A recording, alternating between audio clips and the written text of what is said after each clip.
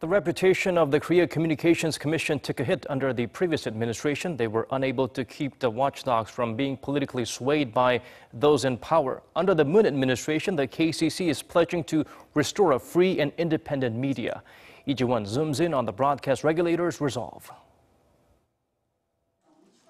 Ensuring freedom of the press and independence of the media were the key points discussed by officials from the Korea Communications Commission and President Moon Jae-in at their first policy briefings on Tuesday.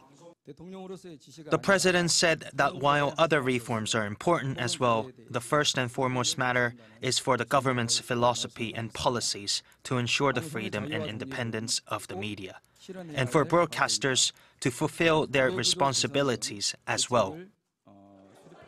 The KCC outlined a number of measures to achieve that goal, including the establishment of a committee for the media's future development, which will consist of some 20 representatives from the KCC, experts and professionals in the field, and the general public. They also reportedly talked about supporting the passage of media and broadcasting bills currently held up in Parliament. These include getting journalists back to work who were unfairly dismissed as part of the previous administration's abuse of power.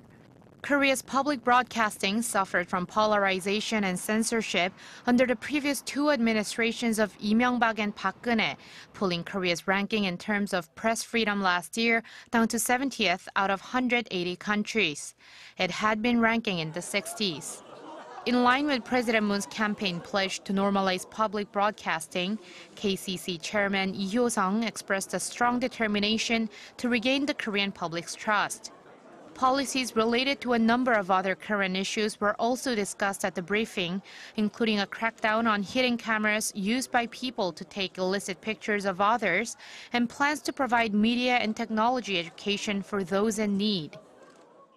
With the goal of creating a public-centered and reliable system, Chairman Lee said the KCC will work to fulfill its duties to society and that it would do so by listening to the public and making decisions that are open and transparent.